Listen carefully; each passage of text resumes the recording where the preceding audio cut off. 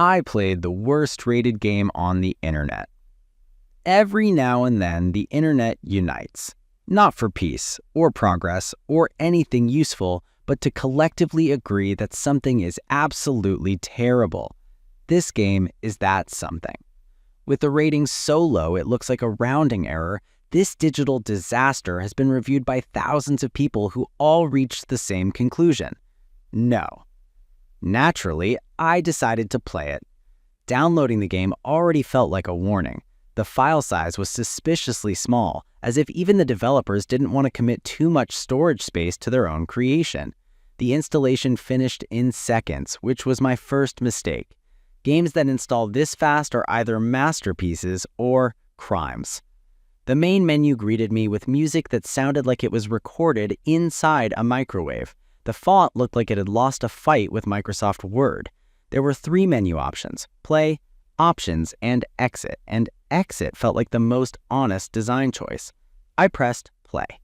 The game began by explaining absolutely nothing. No tutorial, no context, no mercy. My character spawned inside what I can only describe as a poorly lit cube, surrounded by textures that looked like they had given up halfway through loading. I moved forward and immediately clipped through the floor, which I assume was a feature. Enemies appeared randomly, both in location and in logic. One walked straight into a wall and refused to acknowledge reality. Another attacked me through 3 solid objects and possibly time itself. Combat felt less like skill-based gameplay and more like a disagreement between my keyboard and the universe. At one point, the game froze. Not in a dramatic, cinematic way, just completely stopped, as if it was embarrassed and needed a moment to reflect on its life choices. After 10 seconds, it resumed like nothing happened. No apology, no explanation. Classic. The sound design was equally ambitious. Footsteps echoed when I stood still, explosions played at half volume and 3 seconds late, background music would randomly stop, leaving me alone with the deafening sound of my own regret. Then came the bugs, not the fun kind. Characters T-posed like they were asserting dominance.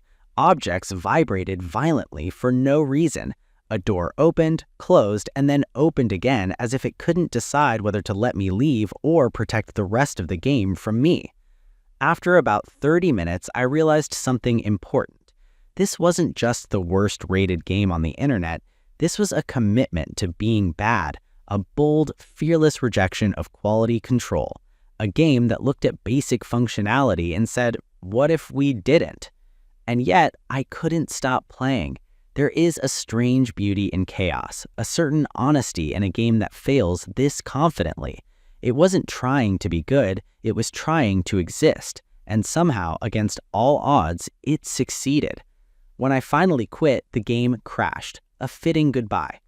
Would I recommend playing the worst-rated game on the internet? Absolutely not. But am I glad I did? Also, no. However, I can now say I've stared into the abyss, and the abyss had bad textures, broken AI, and a soundtrack from hell. The internet was right, and I should have listened.